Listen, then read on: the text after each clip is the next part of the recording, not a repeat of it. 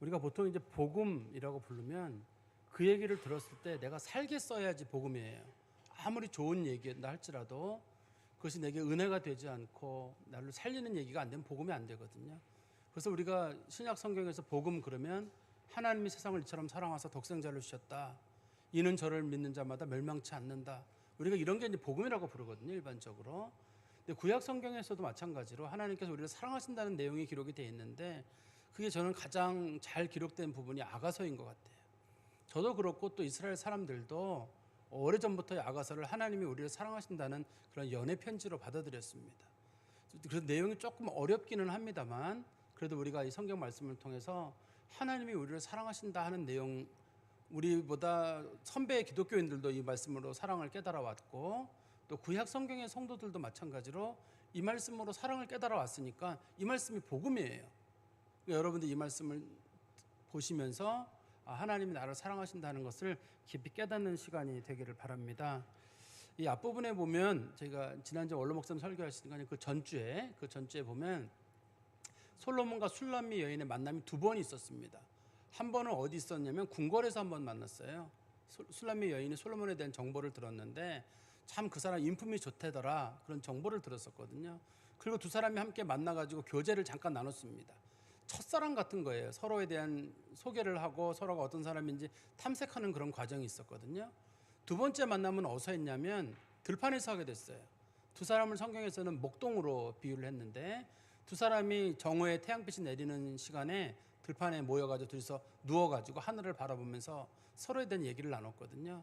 이제 오늘 본문에서는 그것이 조금 더 발전돼가지고 궁궐도 사람들이 보는 공간이에요. 들판도 사람들이 볼 수 있는 공간이거든요. 그런데 이제 오늘 본문에서는 사람들이 남들은 볼 수 없는 둘만의 공간으로 들어가게 됩니다. 그래서 둘만의 아주 은밀한 사랑을 나누게 되거든요. 오늘 본문에서 우리가 이제 말씀을 통해서 둘만의 은밀한 관계를 통해서 점점점 사랑이 깊어지는 과정이거든요.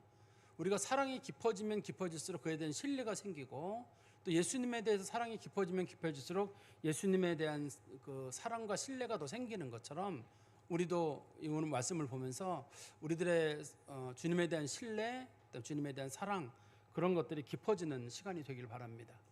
지난 시간에 나왔던 얘기 중에 제가 조금 하나 다시 말씀드리면 솔로몬하고 술람미 여인이 서로 이제 누워 있었어요. 누워 있었는데 솔로몬이 술람미 여인을 향해서 뭐라 그랬냐면 당신은 꼭 바로의 준마와 같다. 순말들을 호리는 암말과 같다는 뜻이거든요. 그러니까 우리말로 바꾸면 참 당신은 사람 정신을 잃게 할 만큼 참 아름다운 여인이다. 그러면서 말하기를 당신 볼이 참 뺨이 참 아름답고 당신 목이 참 아름답고 아마 목선을 얘기하는 것 같아요. 당신 목선이 참 아름답고 그다음에 당신 눈이 참 아름답다. 그런 식으로 이제 솔로몬이 술람미 여인에 대한 칭찬을 하게 됐습니다. 솔로몬은 술람미 여인의 어떤 그런 여러 가지 모습들이 다 좋게 보여요. 근데 특별히 술람미 여인의 목에 보니까 목걸이가 하나 걸려 있는데 목걸이가 너무 수준이 떨어져요. 이제 향후 왕과 함께 지낼 여자로서는 너무 떨어져요. 보통의 경우 사람들은 그걸 보면서 어떻게 저렇게 수준 낮게 저런 걸 했느냐라고 하기 쉬운데 솔로몬은 뭐라 그랬냐면 그것도 내가 덮어주겠다. 내가 새로운 목걸이를 잘 만들어가지고 그거 대신에 다른 걸 내 목에다 메어주겠다라고 얘기를 했어요. 그래서 우리가 이 말씀을 통해서 그때 깨달았던 게 뭐였냐면 어떤 사람이 누구를 사랑한다고 할 때는 그 사람의 단점도 사랑하고 그 단점을 덮어줄 수 있어야 사랑이에요. 당신은 이게 왜 이러느냐 저러느냐 우리는 특별히 사랑하다 보면 내가 사랑하니까 누구의 잘못을 지적하는 거라 생각하기 쉬운데 사랑하면 덮어주는 게 우선이거든요. 그 사람의 단점을 덮어주는 게 우선인데 솔로몬은 술람미 여인에게 가장 취약한 부분이 목에 있는 목걸이였는데 그거 내가 좋은 사람들 데려다가 내가 새롭게 만들어주겠다. 솔로몬이 그런 약속을 했었습니다. 그리고 나니까 술람미 여인이 솔로몬에게 말하기를 당신에게는 참 좋은 냄새가 난다. 나도향 냄새가 나고 그다음에 당신에게는 고베라의 냄새도 나고 당신에게서는 몰약의 냄새도 난다. 참 냄새가 좋다는 뜻인데 아가서에서 냄새는 그 사람의 인품을 나타내거든요. 당신의 인품이 참 좋은 사람이란 얘기예요. 그리고 이 향수가 옆에 있는 사람들에게 냄새를 전하게 되면 그 사람의 인간 냄새가 사라지잖아요. 그래서 이 술람미 여인이 솔로몬을 보면서 당신의 좋은 냄새 속에 내가 묻어 있다 보면 나도 언젠가 당신과 같은 냄새를 갖는 사람이 될 것이다 라는 그런 희망의 마음을 갖게 됩니다. 솔로몬과 술람미 여인이 얘기를 나누던 중에 술람미 여인이 한 가지 고민이 생기는 거예요. 솔로몬이 자기를 너무 높게 평가하는 것 같은 거예요. 뺨도 예쁘다 그러고 목도 예쁘다 그러고 눈도 예쁘다 그러니까 이 술람미 여인은 자기는 수넴이라고 하는 시골에서 온 여자인데 솔로몬이 자기를 예쁘다고 할 때 이게 이해가 안 되니까 술람미 여인이 솔로몬에게 뭐라 그러냐면 저 그냥 보통의 여자입니다.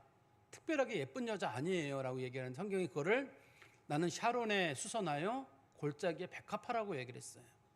평범한 여자란 뜻입니다. 나 평범한 여자입니다 라고 얘기를 하니까 솔로몬이 말하기를 만약에 당신이 평범한 여자라면 다른 사람들은 가시에 불과하다.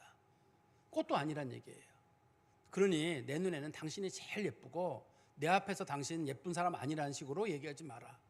난 당신이 참 예쁘다. 이렇게 이렇게 얘기를 했습니다.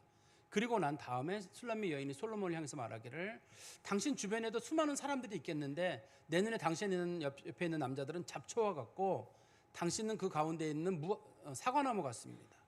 그래서 성경은 뭐라고 표현했냐면 숲을 가운데 있는 사과나무 같다고 했거든요.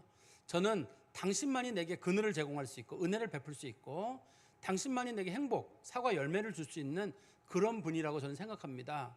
거기까지가 솔로몬과 술람미 여인이 나눈 두 번째 만남의 장소에서 나눴던 얘기들이에요. 오늘 본문에서는 둘이 세 번째 장소로 가게 되는데요. 우리 한번 성경 말씀 보십시오.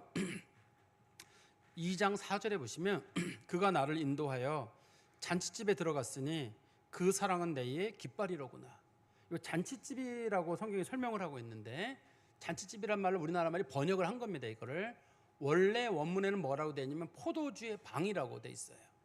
베이트 하이인이라고 해서 포도주의 방입니다. 특별히 아가서에서는 포도는 여자의 몸을 나타낼 때가 많고 포도주는 행복을 나타낼 때가 많이 있어요. 이 본문에서. 그래서 그다음에 포도주 이런 얘기가 나오게 되면 둘이 어떤 성적인 관능 그런 미가 있는 거거든요. 그런데 이 포도주의 방이라고 하는 것은 다른 사람은 없고 딱 두 사람만 있는 공간이에요. 그리고 목적 자체가 성적 관계를 위해서 만나는 공간입니다. 이게. 그래서 이것을 현대적인 용어로 바꾸기가 쉽지가 않아요. 그때 당시에는 요즘과 같은 그런 소위 유락시설이나 호텔 시설이 많지 않았기 때문에 묘사하기는 어려운데 굳이 현대적인 용어로 바꾼다 그러면 호텔이나 모텔 같은 데예요. 두 사람이 그냥 오로지 다른 여행 목적이 아니라 오로지 성적인 관계를 목적으로 들어가는 공간입니다. 이 본문에서 말하는 포도주의 방이라고 하는. 그래서 이것은 아주 사적인 얘기예요. 사적인 공간이고 여기서는 이제 두 사람의 흉어물들이 다 드러나겠죠. 그 사람이 가지고 있는 장단점, 내가 가지고 있는 장단점이 다 거기서 드러납니다. 근데 이제 그 전에 왕궁에 있을 때도 사람들이 많이 둘러보고 있었고 그래서 서로 그냥 이렇게 얼굴만 보는 정도였었거든요.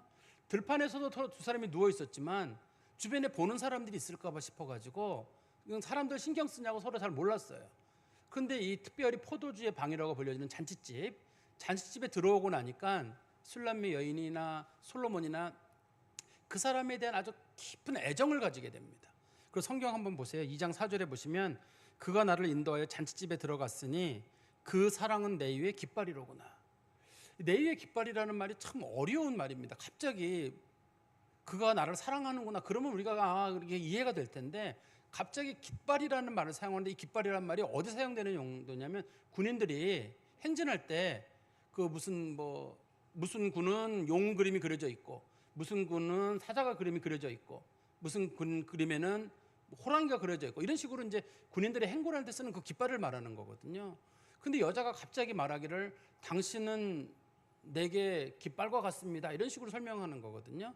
근데 이 본문도 원문의 뜻을 가장 잘 살리면 당신의 깃발에는 사랑이 그려져 있습니다. 이런 뜻이에요. 원래 뜻에는요. 어떤 배경을 가지고 있냐면 옛날에 이스라엘 사람들이 전쟁을 할 때 그때는 이스라엘도 그렇고 다른 나라도 마찬가지입니다. 거기에는 자신들의 신의 이름을 거기다 썼어요.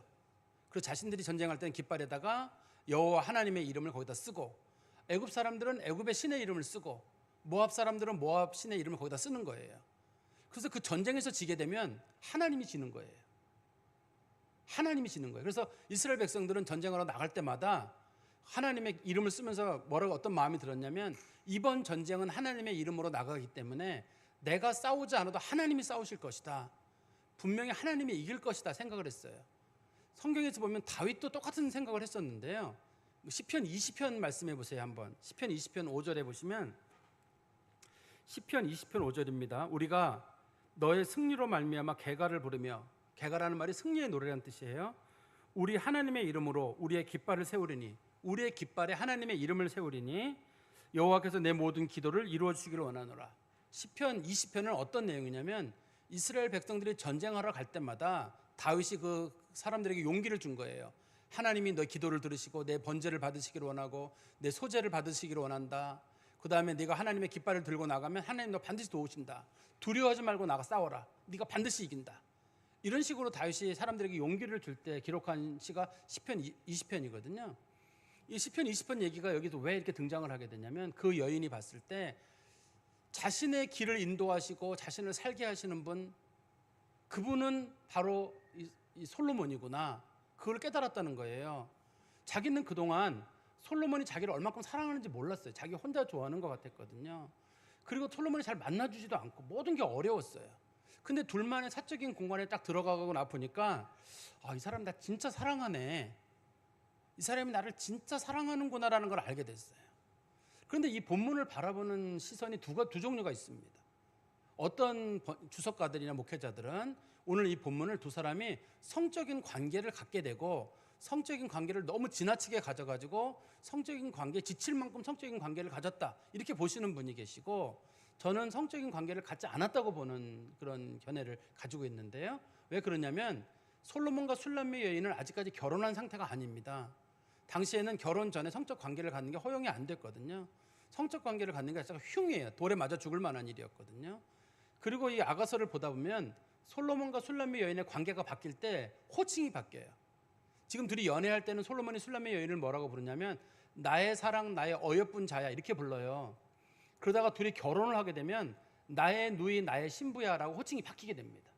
두 사람이 지금 아직까지 연애하는 중이기 때문에 두 사람은 성적인 관계를 가질 수가 없어요. 두 사람은 성적인 관계를 가질 수 없기 때문에 이 본문에서 두 사람이 성적인 관계를 갖지는 못합니다.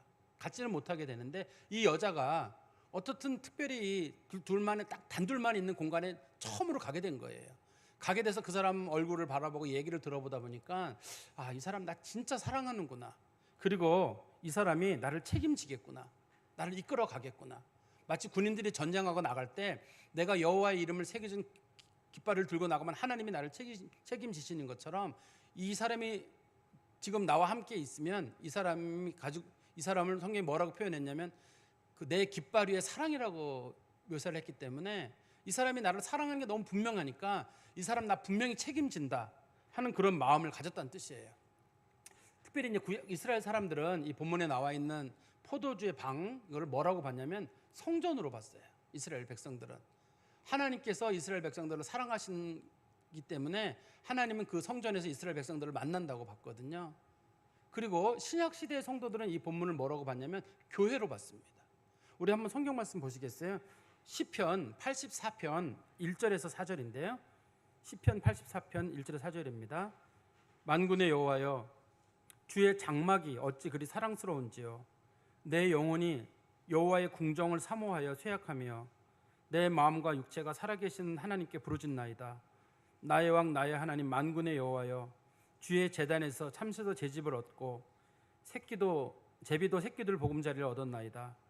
주의 집에 사는 자들은 복이 있나니 그들이 항상 주를 찬송하리이다. 셀라. 여기 보면 1절에 주의 장막이라는 말이 사용되고 2절에서는 여호와의 궁정, 3절에서는 여호와여 주의 제단에서, 제단이라는 말이 사용되고 4절에서는 주의 집, 전부 다 성전을 부르는 말이에요. 성전을 부르는 말인데 자기가 거기서 하나님의 사랑을 깨닫고 하나님의 사랑에 대한 사모하는 마음이 간절해졌다는 뜻이거든요. 이스라엘 백성들은 그렇게 봤는데 초대교회 성도들은 우리가 하나님의 사랑을 진짜 깨닫는 곳은 어디냐? 교회다라고 생각을 했어요. 우리가 하나님이 나를 사랑하신다는 얘기를 많이 들었어요. 그런데 현실적으로 보면은 하나님이 나를 사랑하는지 모르겠어요. 뭐가 사랑이라고 하는 건지. 근데 교회에 와보면 이 교회는 어떻게 세워지게 됐냐면 그리스도께서 십자가에서 자신을 죽이심으로 피를 흘려서 교회를 세웠거든요. 그래서 교회의 모든 능력은 머리 되시는 그리스도로부터 오고 우리는 그리스도의 능력을 받은 그리스도의 몸된 교회라고 우리가 부르죠. 그래서 예수님께서 세우신 이 교회에 와보면 그곳에는 그리스도의 피와 십자가가 있기 때문에 자신의 아들을 버리기까지 나를 사랑하신 분, 그분이라면 그분이 내게 주시는 모든 것들은 분명히 좋은 것일 거야. 설마 그분이 아들을 보내기까지 나를 사랑하시는 그분이 내게 좋은 거 안 주실까? 나한테 나쁜 거 주고 나한테 해코지하고 그럴 일은 절대 없다. 그래서 교회에서 십자가를 발견하고 예수 그리스도의 보혈의 공로를 발견하고 나면 그동안 자기가 주님에 대해서 가지고 있던 수많은 오해들 있잖아요. 하나님은 왜 내게 이렇게 은혜를 베푸지 않는 걸까? 왜 나를 혼자 두시는 걸까? 또 사랑한다고 하는데 왜 이렇게 고통스러운 시간들을 주시는 걸까? 하는 그런 수많은 갈등된 문제들이 어디서 풀리냐면 교회에서 풀려요. 그 한마디로 이 본문의 주제랑 보면 모든 게 사랑이었구나. 그분이 내게 주시는 것들이 내가 이해하기 어렵고 불편한 것들이라 할지라도 그것도 사랑이구나. 죽기까지 사랑하셨는데 설마 좋은 거 안 주겠는가 하는 그런 분명한 마음의 각성을 갖게 된다는 내용입니다. 그리고 2절의 말씀에 너희는 건포도로 내 힘을 돋고 사과로 나를 시원하게 하라. 내가 사랑함으로 병이 생겼습니다. 내가 사랑함으로 병이 생겼다는 말을 바라보시는 분들도 저랑 다른 의견을 가지고 계신 분도 계신데요. 그분들은 사랑함으로 병이 들었다는 말을 두 사람이 처음 만나가지고 성적인 관계를 하도 많이 가져가지고 두 사람이 탈진했다는 식으로 이 본문을 보시는 분들이 계세요. 또 어떤 분들은 아니다. 사랑함으로 병 들었다는 말은 상사병에 걸려가지고 그 사람을 보고 싶어가지고 못 견디는 거라고 보는 경우가 있거든요. 그렇지만 제가 두 개 다 반대하는 이유는 하나는 지금 두 사람이 성적인 관계를 가질 수 없는 관계예요. 두 사람이 아직 결혼하지 않은 상태이기 때문에 요즘 그런 성풍속이랑은 다릅니다. 당시에. 그래서 그런 게 없었기 때문에 두 사람은 관계를 가질 수 없기 때문에 성적인 관계로 타락했다고 보기도 어렵고, 두 번째는 보고 싶어 한다. 둘이 같이 누워있는데 누가 누구를 보고 싶어요. 같이 누워있기 때문에 여기서는 상사병이라고 보는 것도 너무 무리예요.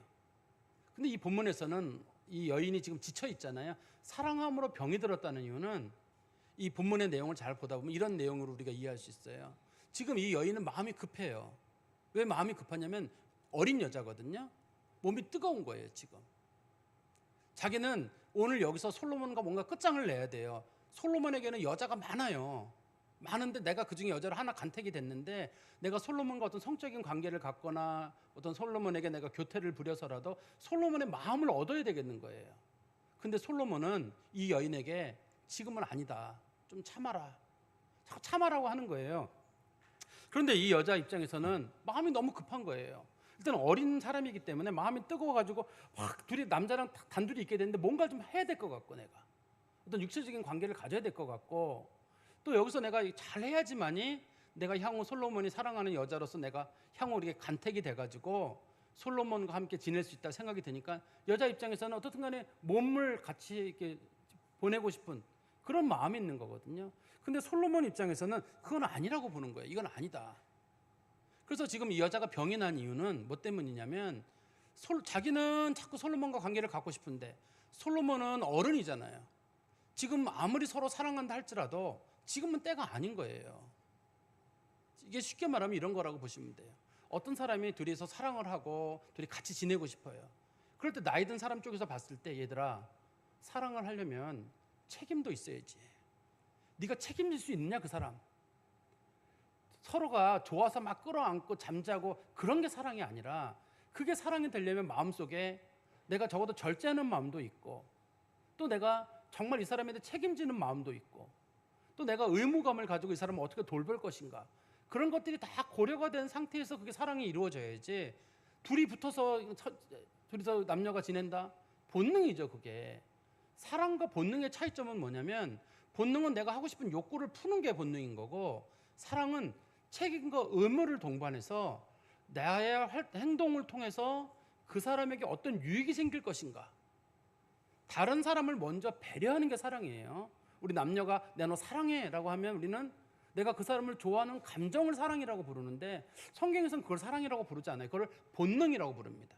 정욕이라고 불러요. 정욕이라고 부르고, 사랑이라고 하는 거는 내가 그 사람에 대해서 그 사람 주변에 있는 모든 것들을 함께 책임질 만한 그런 마음을 가지고 있는 게 사랑이에요. 예를 들어서 제가 집사람하고 둘이 사랑을 한다. 그러면 우리 둘이서는 뭘 해야 되냐면, 우리 부모님 어떻게 모실까? 서로가 우리 둘이서 결혼하기 전에 제가 그랬거든요. 내가 3대 독자 외아들인데 부모님 어떡할까? 당연히 모셔야지. 너무 고마워. 저는 그게 너무 고마워요. 같이 모시자고 한 게. 그러면 우리가 더 사랑하는데 앞으로 어떡할까?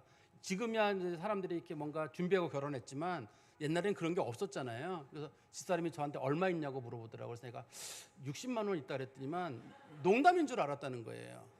그래서 내가 좀 준비할 때 내가 직장 생활하면 좀 모아놓은 돈이 있으니까 좀 준비해서 결혼할게. 그래서 우리 결혼을 했어요. 그리고 우리가 아이들 셋을 낳았어요. 그럼 우리가 사랑한다고 할 때는 내가 어른을 모시는 것도 사랑이고 내 아내가 아플 때도 내가 돌봐야 되는 것도 의무도 있는 겁니다. 이게 그 사람 젊을 때 예쁠 때만 사랑하는 게 아니라 그 사람이 병들 때나 힘들 때도 내가 책임질 수 있어야 사랑인 거지. 나 좋을 때 무슨 뭐 부부관계 갖는 게 사랑인가요? 또 우리가 아이들을 키우는데 아이들이 똥오줌 싸고 힘들게 키우잖아요. 그거 다 끌어안을 마음이 있어야 사랑인 거지. 그러니까 솔로몬은 그 여자에게 물어보는 넌 아직 어리다. 좀 기다려. 근데 이 여자는 마음이 많이 급한 거예요. 몸이 막 뜨거우니까 뭔가 좀 여기서 취했으면 좋겠는데. 그래가지고 이 여자가 내가 사랑 때문에 병들었다는 말은 나는 사랑을 하고 싶은데. 여기서 말하는 사랑이란 육체적인 사랑이거든. 솔로몬은 자꾸 자제를 하는 거야.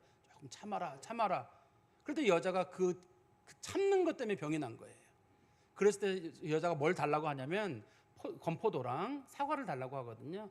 건포도랑 사과가 당시에는 소위 자양강장제예요. 몸을 회복시키는 좋은 음식이라고 사람들이 생각했던 것 같아요.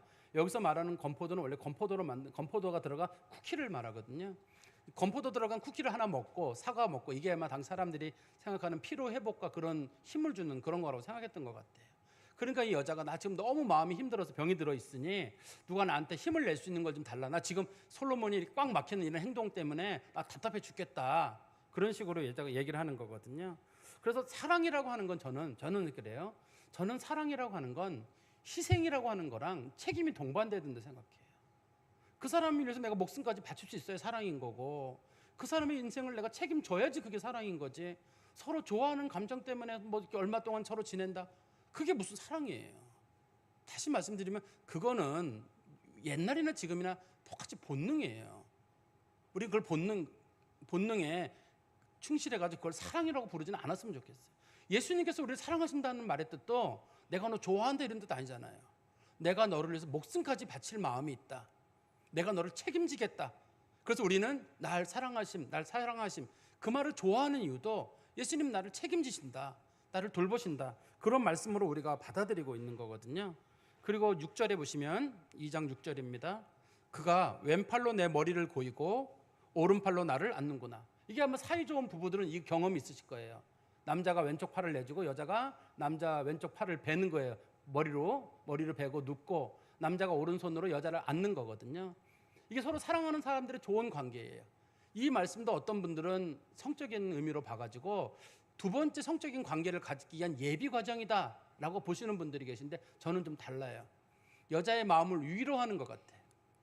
여자 쪽에서는 지금 막 몸이 달아가지고 뭔가를 하고 싶은데 솔로몬이 얘기하기를 조금만 참아. 아직은 아니야.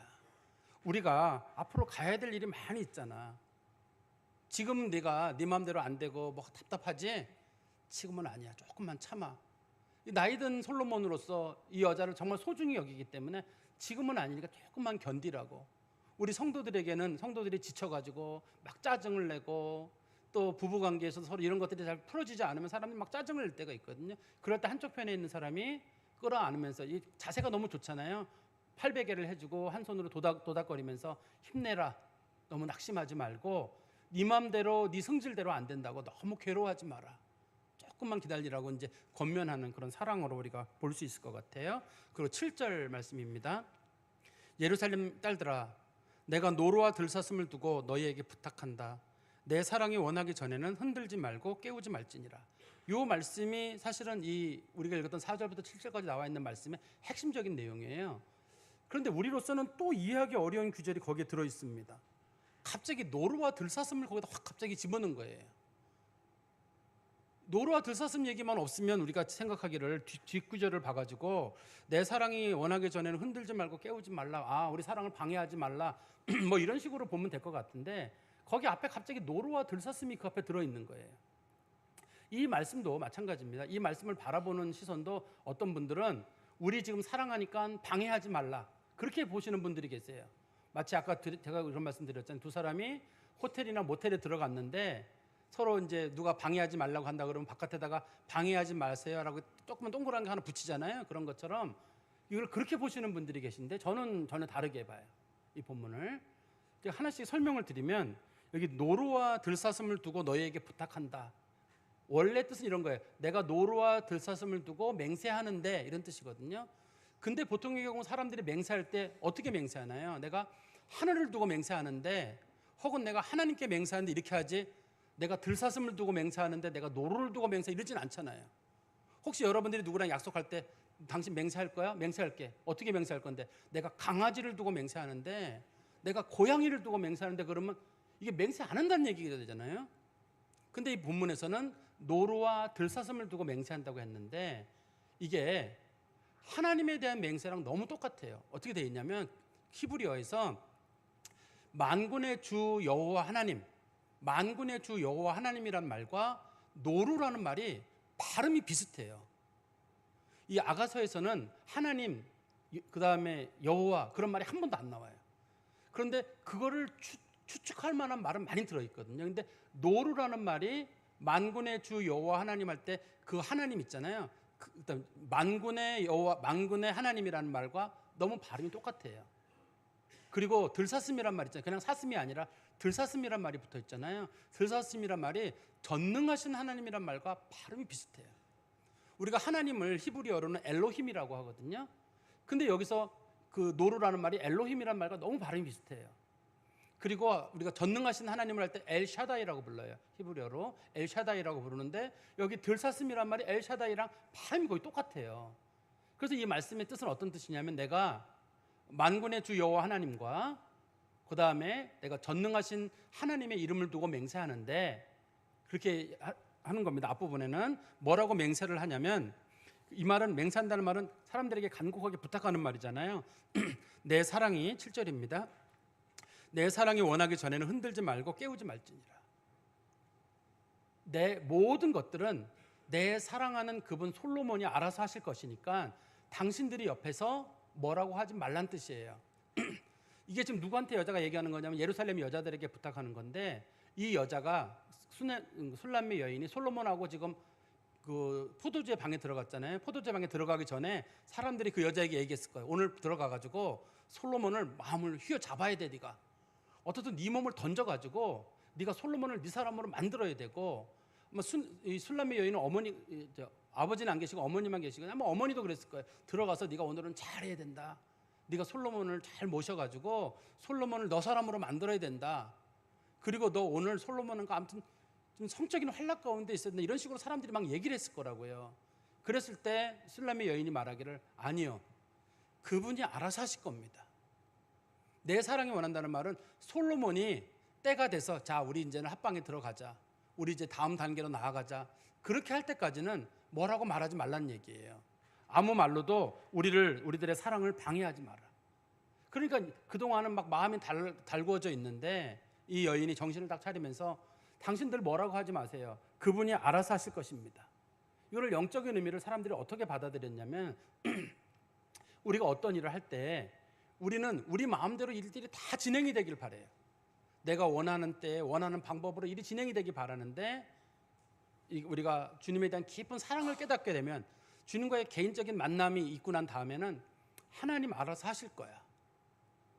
내가 서둘러서 될 문제가 아니에요. 나는 오늘 뭔가 끝장을 내고 싶어요. 그런데 하나님을 믿는 사람들은 하나님이 알아서 하실 거예요. 나는 마음이 너무 급해요. 이게 만약에 하나님이 지금 안 풀어주시면 내가 모욕을 당할 수도 있고 창피를 당할 수도 있고, 내가 한 살 한 살 먹어가는 게 너무 마음이 조급하거든요. 또 내 자녀들도 어느 정도 나이를 지나가면 부모들의 마음도 조마조마해요. 타이밍 이거 잘 가야 되는데, 우린 그렇단 말이에요. 근데 이 사랑이 깊어진 사람들은 이건 하나님이 하실 일이야. 그분께서 다 이끌어 가실 거야. 왜냐면 아까도 제가 말씀드린 대로 그 깃발에는 사랑이 새겨져 있다는 것처럼, 전쟁에 나가 승리하는 건 우리가 하는 게 아니거든요. 전쟁은 하나님께 속한 것이어서 하나님의 깃발을 들고 나가면 하나님이 싸우시는 것처럼, 우리의 인생도 이끌어 가시는 분도 하나님이시라는 것을 믿고 하나님께 맡기는 거예요. 그래서 이거를 맡기지 못하는 사람들은 하나님을 원망하게 돼요. 하나님을 원망하게 돼가지고 하나님 왜 제가 오랫동안 수고했는데 왜 결과가 이런 방향으로 납니까? 라든지 그다음에 하나님 앞에 따지는 일이 생긴다든지 또 주변에 있는 사람들의 말에 귀를 기울이게 되거든요. 하나님이 널 사랑하지 않아. 너한테 관심이 없어. 우리는 그 수많은 얘기들, 스스로의 얘기든 주변의 환경으로 인한 것이든 혹은 주변에 있는 사람들에 관한 얘기들로 인해 가지고 마음이 많이 흔들려요. 그런데 주님께서 나를 깊이 사랑하신다는 사실을 아는 사람들, 특별히 포도주 방에 들어가면 거기는 그리스도의 피와 은혜가 있는 곳이거든요. 그 은혜를 한번 맛본 사람들은 뭐라고 생각하냐면 저분이 나를 사랑하시는데 분명히 저분이 알아서 하실 거야. 우리가 젊어서는 믿음이라는 말이요, 뭔가를 꽉 붙잡는 거예요. 내가 원하는 대로 주님 주시옵소서가 우리가 믿음이에요. 그렇지만 신앙이 깊어지면 주님 뜻대로 하십시오라고 맡기는 거예요. 그래서 젊을 때는 뭔가를 막 잡고 싶어요, 두 손으로. 그런데 나이를 먹으면서는 손을 벌리고 싶어요. 내맡기는 거예요. 하나님 알아서 하세요. 때가 돼서 인도하시는 분도 하나님이시고 방법을 풀어주시는 분도 하나님이시고 해결하시는 분도 하나님이시고 인생을 살고나 보니까 우리가 하는 거 아니더라고요. 하나님이 하신다는 거예요.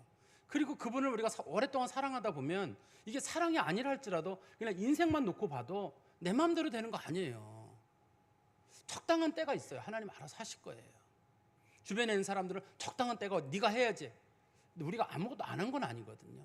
우리도 뭔가 열심히 해가고 있지만 성경은 말하기를 하나님께서 알아서 하신다. 너무 걱정하지 말아라. 서두르지 마라. 하나님께서 하나님의 방법으로 하시니까 범사에 하나님을 맡길 줄 알아라.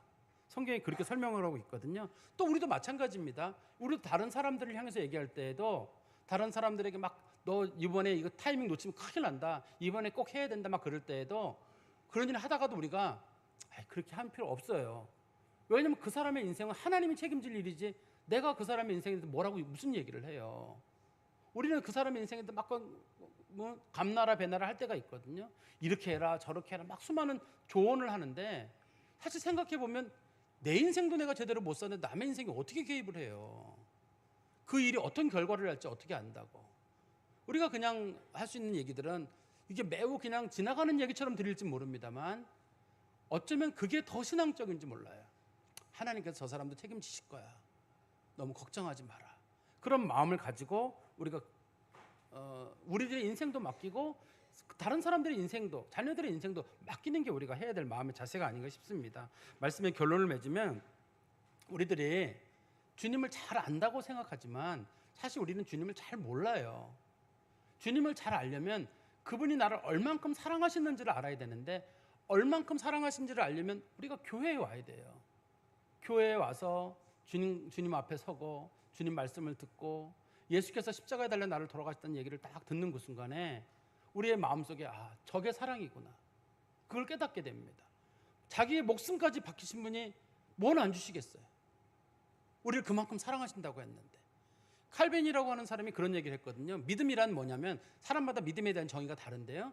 칼빈이라는 사람은 믿음의 정의를 뭐라고 내렸냐면 하나님께서 우리에게 가장 좋은 것을 주실 줄 믿는 게 믿음이다라고 했어요. 하나님이 우리에게 가장 좋은 걸 줄 줄 믿는 게 믿음이라고 했거든요. 우리가 그래서 하나님을 믿는 거예요. 그러니까 그분이 십자가에 달려 돌아가시고 피까지 흘리셨는데 그분이 우리에게 설마 좋은 거 안 주시겠어요? 내가 볼 때는 만족스럽지 못해도 하나님이 주시는 건 최고의 것들을 주시니까 너무 걱정하지 말라는 뜻일 거고요. 두 번째는 사랑에는 책임과 의무가 달라요. 우리가 주님보 사랑을 받았잖아요. 사랑을 받았다면 이제는 내가 그 사랑을 성숙한 것으로 만들어 가는 것까지 해야지만 그게 사랑이지 그냥 사랑하는 감정, 사랑한다는 얘기 몇 마디 그건 사랑이 아닙니다. 아까도 말씀드린 대로 그건 본성에 가깝거든요. 우리가 누군가를 사랑한다면 그 사람의 많은 것들을 책임지고 희생도 필요하듯이 예수님을 사랑한다고 한다 그러면 수고도 좀 있어야죠. 예수님 사랑한다 그래놓고 나는 구원받고 천국 가고 그것만 누리는 걸 사랑이라고 할 수는 없거든요. 내가 예수님 때문에 어려움도 겪어야죠. 예수님 때문에 수고도 하고 예수님 때문에 희생도 해야지 사랑이에요. 또 우리가 부부관계도 마찬가지입니다. 그 사람 진짜 사랑한다 그러면 양쪽 어른들도 다 돌보는 게 우리가 해야 될 일이에요. 그것도 요즘 사람들은 이걸 어떻게 드릴지 모르겠습니다만 저는 그것도 사랑이라고 생각해요. 자기 부모도 잘 모시는 것도 사랑이고, 또 배우자가 지금은 건강하지만 나중에는 어떤 질병이나 어떤 상황에 놓일지 모르거든요. 그때도 끝까지 사랑이에요, 사랑 아니겠어요? 저는 그것도 사랑이라고 생각을 해요. 그리고 우리들 자녀들 키울 때도 사랑하는 마음으로 돌보는 거예요. 모르겠어요. 여러분들이랑 저랑 생각이 같은지 모르겠는데, 옛날에 제가 교회에 있을 때 어떤 청년이 사귀던 남자애가 있어요. 저한테 와가지고 목사님 저 걔랑 헤어질 거예요 그러더라고. 그래서 왜 헤어지려고 그러냐 그랬더니만 우리 아버지가 이번에 이제 화상을 입어가지고 크게 몸이 다쳤는데 마침 그 병원에 그 남자친구가 교통사고가 나가지고 뼈가 여기저기 다 부러진 상태로 그 병원에 같은 병실에 입원한 거예요. 그러니까 어머니가 뭐라 그랬냐면, 야, 쟤는 사랑 구실은 평생 못한다, 쟤랑 헤어지는 게 좋겠다, 이렇게 얘기를 한 거예요. 왜냐하면 자기 아버지는 화상을 입어가지고 몸을 잘 못 움직이시고, 이 친구는 교통사고가 나가 버스가 굴렀거든요. 과거에 학교 갔다 오다 그래서 몸을 잘 못 쓸 거라고 얘기를 하더라고요. 제가 요즘도 그런 대답을 할지 모르겠는데 그때는 제가 그 친구한테 그랬어요. 사랑하니? 라고 물어보니까 아니요 그러더라고요. 사랑할 거니? 그랬더니만 아니요 그러더라고. 사랑했니? 그랬더니만 걔가 네 그러더라고요. 그러면 결혼해라 그냥. 사랑한 적 있는 것만으로도 결혼하면 돼. 결혼해서 지금 쌍둥이 낳고 잘 살거든요. 근데 제 생각은 누군가를 사랑한다는 건 뭔가를 책임지는 것도 동반되는 거지, 그냥 뭐 한 번 좋아하고 뭐 그런 거로만 사랑이라고 저는 생각하지 않아요. 이게 현대인들에게는 어떻게 들릴지는 모르겠습니다만 우리가 누군가를 사랑한다는 건 책임이 동반돼야 된다고 생각하거든요. 그리고 맨 마지막으로 우리가 정말 주님을 믿는다 그러면 맡기는 거예요. 알아서 하실 거예요. 내가 뭘 한다고 하지 마시고 정말 여러분들이 믿음이라는 걸 가지고 계시고 하나님이 전능하신 분이시고 능력 있는 하나님이시라고 믿으신다면, 아까 말씀드린 그분은 만군의 여호와 하나님이시고 전능하신 하나님이라고 믿는다면 맡기는 거예요. 하나님이 알아서 하실 거예요. 우리가 하나님을 믿지 못하는 이유는 능력을 믿지 못하는 거나 또 그분의 사랑을 믿지 못하기 때문이거든요. 여러분들이 주님을 가까이 하시면서 한번 여러분들이 맡겨보세요. 맡긴다는 말은 내려놓는다는 뜻이에요. 하나님께서 해결해 주실 줄 믿고 손을 벌리는 거예요. 나 못하겠다고 내려놓는 걸 맡긴다고 하거든요. 맡겨보세요. 책임질 일은 하나님이 하실 겁니다. 기도하겠습니다. 하나님 아버지, 주님 안에 감사합니다. 저희들이 예수 믿은 지 오래되었고 하나님의 사랑을 안다고 하였지만 저희들은 사랑이 일종의 감정이라고 생각을 해왔고 또 주님을 좋아하는 그 마음이 우리는 사랑이라고 생각해 왔는데, 주님께서는 사랑에는 책임도 따르고 의무도 따르고 희생도 따르고 주님과 함께 할 마음도 갖춰야 사랑이라고 했습니다. 저희들이 점점 성숙된 성도로 변해가게 하시고 우리가 예수 그리스도를 위해서 뭔가 희생할 줄 아는, 목숨을 바치신 그리스도를 위해서 우리도 주님 앞에 뭔가 드릴 줄 아는 자들이 될 수 있도록 저희를 붙잡아 주시옵소서. 또한 저희들이 그동안 하나님을 사랑한다고 하지만 그분의 능력을 믿는다고 하면서도 믿지 못하기에 맡기지 못했습니다. 하나님을 진짜 믿는다면, 주님께서 가장 좋은 걸 줄 믿는다면 우리는 맡기고 기다리고 낙심하지 않고 그것 때문에 마음에 병이 들 정도까지 가지 않으리라 믿습니다. 정말 주님께 모든 걸 맡기는 믿음의 성도들이 되게 하여 주시옵소서. 예수 그리스도의 이름으로 기도하옵나이다. 아멘.